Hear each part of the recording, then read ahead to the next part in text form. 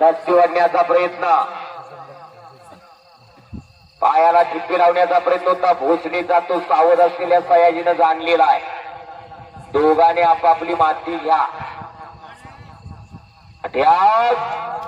वडवड धडधड लई सोपा आणि दुहेरी पद संपलेले कुचेले सयाजी मधले मला मी सांगितलं